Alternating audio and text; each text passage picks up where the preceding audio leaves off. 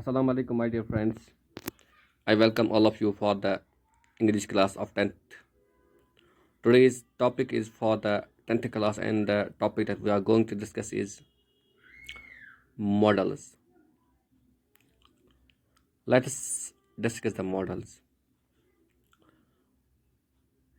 Modal auxiliaries are the helping verbs that express the mode of action denoted by the main verb.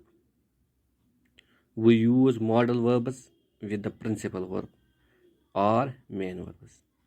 ये जो model auxiliaries होते हैं इनको हम helping verbs कहते हैं। तो इनसे हमें कि ये जो सब्जेक्ट होता है कि ये इसका मोड ऑफ एक्शन क्या है, ये क्या करने जा रहा है, तो इससे हमें ये पता चलता है। और ये इस्तेमाल होते हैं मेन वर्ब से। ये जो सेंटेंस होता है इसमें कभी कभार दो वर्ब्स आते हैं, एक मेन वर्ब होता है, दूसरा होता है helping verb.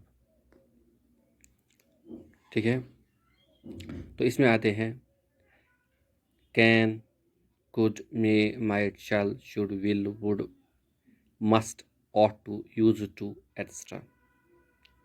Now we will take them one by one. सबसे पहले हम देखेंगे कैन। ये जो कैन होता है, can is use to express ability, permission, to seek permission, to take permission. Can हम इस्तेमाल करते हैं अपनी काबिलियत के लिए। अगर मुझे कोई काबिलियत दिखानी हो तो इसके लिए कैन इस्तेमाल होता है, या परमिशन के लिए इस्तेमाल होता है। अगर मुझे लेना या देना परमिशन होगा तो इसके लिए हम कैन इस्तेमाल करते हैं। जैसे कि for example, I dash dash type this letter, I can type this letter, that this shows the ability. He dash dash take the car, he can take the car, it's also the permission. Now could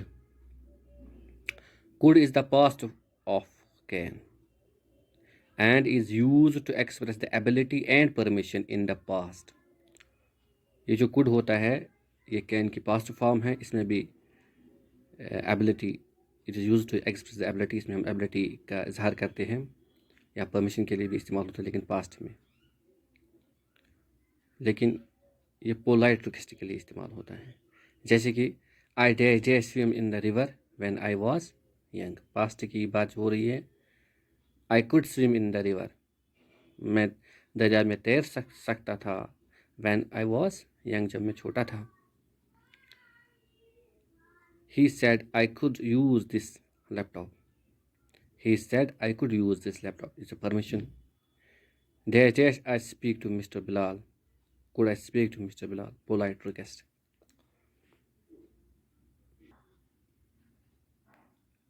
अब है may।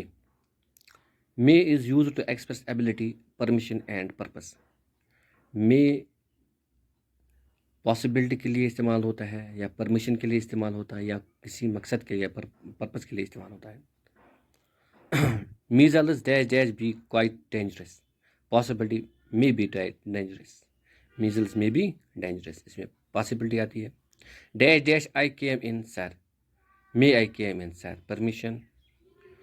We eat so that we dash dash live, we may live, we eat so that we may live.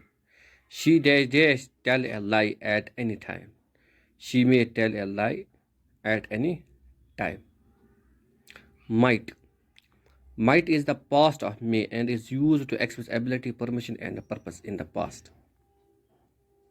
तो might किसके लिए इस्तेमाल होता है, ये may का past है might, तो ये भी पॉसिबिलिटी, परमिशन और पर्पस के लिए इस्तेमाल होता है, लेकिन पास्ट के लिए।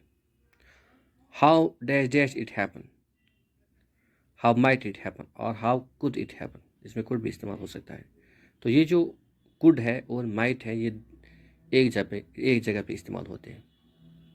I dash leave the office as soon as I have finished, I could या I might, I can, I may leave the office as soon as I have finished, that means it shows the permission।